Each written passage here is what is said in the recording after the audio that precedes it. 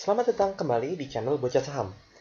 Hari ini kita akan membahas mengenai topik yang sangat menarik dan sering ditanyakan oleh para trader dan investor kepada saya, yaitu rahasia mengapa harga saham dan IHSG saat ini terus naik, bahkan ketika krisis ekonomi dan kasus COVID-19 yang semakin parah di Indonesia. Oke, tanpa berlama-lama, saya akan langsung memberikan penjelasan mengenai hal ini.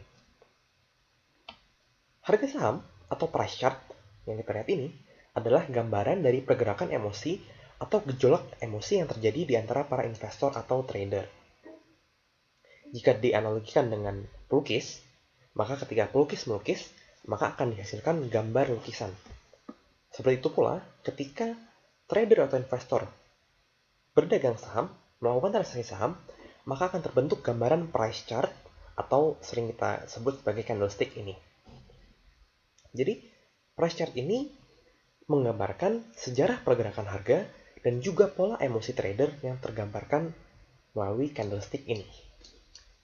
Ya, dalam jangka pendek, pergerakan harga saham tidak selalu bergerak secara rasional. Bahkan stock market sering bergerak secara irasional. Harga bergerak naik turun setiap harinya tanpa adanya perubahan apa-apa dengan kondisi perusahaan. Misalnya kita lihat saat ini IHSG bisa bergerak naik secara luar biasa tanggal 24 sampai sekarang, padahal kondisi market, kondisi ekonomi semakin memburuk. Bahkan terakhir hari Kamis kemarin, kita IHSG mengalami kenaikan 3,26%. Contoh sahamnya mungkin kita bisa lihat ini saham Unilever. Beberapa hari terakhir juga Unilever mengalami kenaikan yang luar biasa. Padahal kalau kita tahu sebenarnya tidak banyak yang berubah di kondisi perusahaan Unilever. Dan juga kalau kita lihat beberapa hari ke belakang, sejak bulan Februari-Maret, sahamnya Unilever sudah terus turun tanpa ada hal yang banyak berubah di dalam perusahaan Unilever. Jadi kita tahu pergerakan harga ini, naik turunnya saham ini setiap hari hanya dipengaruhi oleh emosi para trader yang kadang-kadang menjual, kadang-kadang menurun. Jadi, kenapa saya bilang harga saham tidak selalu bergerak berdasarkan dengan kondisi perusahaan, tapi lebih dipengaruhi oleh kondisi emosional para trader dan investor untuk pergerakan secara harian. Ketika kepanikan terjadi, maka banyak orang berlomba-lomba untuk menjual sahamnya. Seperti kita lihat dalam periode ini, kepanikan terjadi begitu besar sehingga semua orang ingin menjual sahamnya dan harga turun begitu dalam. Nah, ketika tidak ada yang ingin membeli, maka harga pasti turun dalam karena sesuai rule supply and demand, maka ketika supply-nya tinggi, nggak ada demand, maka harga akan turun. Begitu pula sebaliknya. Baik trader baru yang bertanya kepada saya, mengapa perusahaan yang memiliki pendapatan bersih, yang terus meningkat setiap tahunnya dan laba yang terus positif, tetapi harga sahamnya tidak bergerak atau bahkan terus turun? Sedangkan ada saham-saham perusahaan yang tidak jelas bisnisnya, perusahaannya terus rugi, namun harga sahamnya bisa bergerak terus naik. Ini menjelaskan bahwa pergerakan harga dalam jangka pendek tidak secara langsung berkaitan dengan kondisi perusahaan, namun lebih berkaitan dengan kondisi emosi para investor atau trader. Apakah sedang terjadi kepanikan atau sedang terjadi panic buying? Nah, dengan mengetahui hal ini, kita bisa menentukan entry point dan exit point yang tepat di market. Walaupun kita tidak selalu bisa memprediksi dengan tepat apa yang akan terjadi di market, namun kita harus memiliki kemungkinan atau probabilitas benar yang lebih tinggi daripada kemungkinan kita salah. Oke, untuk menjawab pertanyaan sesuai judul video ini, ada beberapa prinsip yang harus kita ketahui. Oke, sebelum saya lanjutkan, jika kalian menyukai video ini dan ulasan mengenai saham-saham dari channel ini, silahkan memencet tombol subscribe dan like video ini, dan jika ada kritik atau saran atau pendapat yang berbeda, silahkan tuliskan dalam kolom komentar di channel ini. Oke, baik, langsung saja. Prinsip yang pertama harus kita ketahui adalah harga saham terdiskon oleh semua hal seperti berita masa lalu, berita sekarang, bahkan berita yang akan datang. Semua itu tergambar pada price chart. Untuk itu, dapat saya katakan secara jangka pendek, ketika kita membaca berita ekonomi atau laporan keuangan, maka itu hanyalah waste of time. Tapi ingat, itu hanya secara jangka pendek. Karena kenapa? Ketika kita membeli saham, atau memutuskan untuk membeli atau menjual saham, setelah membaca berita yang baru saja keluar, atau laporan keuangan perusahaan yang baru saja dirilis, maka harga sudah terlebih dahulu bergerak sebelum kita dapat memutuskan untuk menjual atau membeli. Hal itu membuat kita selalu terlambat untuk bereaksi. Inilah mengapa banyak investor newbie yang sering mengeluh ketika mereka baru saja membeli saham, saham tersebut malah turun. Kenapa? Karena mereka selalu diajarkan untuk menganalisa saham dari berita-berita atau hasil laporan keuangan. Padahal harga saham sudah bergerak atau terdiskon terlebih dahulu sebelum berita-berita tersebut keluar. Saya tidak mengatakan bahwa membaca laporan keuangan itu tidak perlu, tentu saja perlu, tapi kita harus melakukannya untuk tujuan yang lain. Untuk hal ini akan saya bahas pada video yang lain, tentang analisa fundamental. Jika kalian menginginkan pembahasan mengenai fundamental, silahkan tuliskan di kolom komentar di video ini.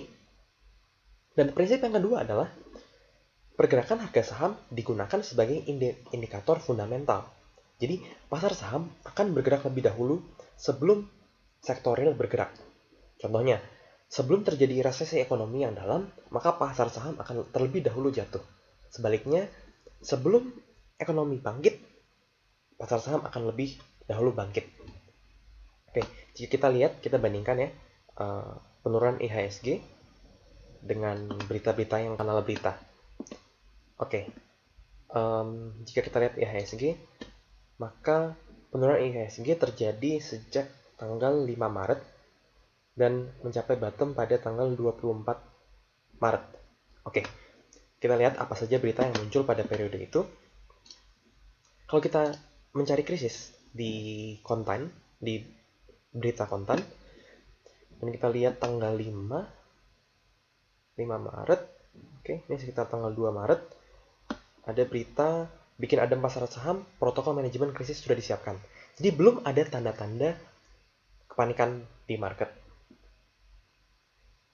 Kemudian, efek corona lebih kompleks dari krisis 2008, tanggal 6, waspada potensi krisis bisnis umroh. Dan belum ada berita yang menunjukkan krisis yang akan terjadi. Padahal, tanggal 5, IHSG sudah turun sampai tanggal 24. Dan kita lihat apa yang terjadi tanggal 24. Tanggal 23, barulah keluar berita skenario terburuk wabah virus corona memicu krisis ekonomi. Tanggal 24, waspada krisis ekonomi sudah di depan mata. Bisa kita bayangkan, jika kita baru memutuskan untuk menjual saham karena panik melihat berita-berita ini, maka kita akan menjual saham kita di bottom, di harga paling murah, dan besoknya naik. Oke, bisa kita bayangkan, jika kita memutuskan jual atau beli berdasarkan berita-berita, maka kita akan bereaksi sangat terlambat. Kemudian ada prinsip ketiga yang saya ambil dari quote dari seorang trader yang namanya Jesse Livermore. Mungkin Anda sudah sering mendengar nama ini. Oke, dia mengatakan bahwa the stock market is never obvious. It is designed to fool most of the people, most of the time. Artinya apa? Pasar saham akan selalu bergerak berlawanan dengan apa yang banyak orang pikirkan. Di video sebelumnya, saya sempat menjelaskan mengenai prinsip supply and demand. Ketika supply besar atau demand menurun, maka harga akan turun. Sebaliknya, ketika supply sedikit dan demand besar, maka harga akan naik. Nah, pada tanggal 23 Maret, ketika market di bottom, tanggal 23-24, supply saham sudah mengecil. Semua orang yang panik memikirkan kita akan mengalami resesi. Sebagian besar sudah menjual sahamnya sebelum ini, dan ketika tanggal 23-24, supply semakin mengecil. Sehingga pada tanggal 26, perdagangan berikutnya, ketika demand bertambah sedikit saja, indeks langsung terbang kurang lebih hampir 11%, 10%. Jadi, ini menggambarkan kondisi supply and demand dan kepanikan yang terjadi di investor. Jadi kita bisa lihat ketika investor mulai panik, ketika mulai muncul berita-berita kepanikan, maka saat itu indeks mulai rebound. Nah, saat ini apakah market akan terus rally ke atas atau kenaikan ini hanyalah bull trap? Kita sebagai investor retail tidak ada yang tahu. Tetapi ketika kita melihat kepercayaan diri banyak investor retail mulai dibangkitkan, atau mereka mulai yakin ini kita akan rally terus ke atas, maka saat itulah kita harus hati-hati karena bisa saja market akan kembali bearish. Karena sesuai dengan prinsip Jason Livermore, bahwa market itu selalu membodohi sebagian besar orang pada sebagian besar waktu. Artinya, market akan bergerak berlawanan dengan apa yang dipikirkan oleh banyak orang. Jadi, itu 3 prinsip yang dapat kita gunakan untuk menjelaskan pergerakan market saat ini. Dan bagi kalian yang punya pertanyaan, silahkan tuliskan di kolom komentar di bawah ini. Dan juga jika ada diskusi, silahkan hubungi kami juga di Instagram kami, yaitu @bocahsaham. Oke, mungkin itu saja pembahasan kami untuk hari ini mengenai mengapa harga saham terus naik bahkan ketika krisis ekonomi terus berlangsung. Kita ingat 3 prinsip tadi yang sudah saya jelaskan. Oke, jadi jika teman-teman menginginkan pembahasan saham lainnya, silakan pencet tombol like dan subscribe agar channel ini dapat terus berkembang. Terima kasih, sampai ketemu di video-video kami selanjutnya.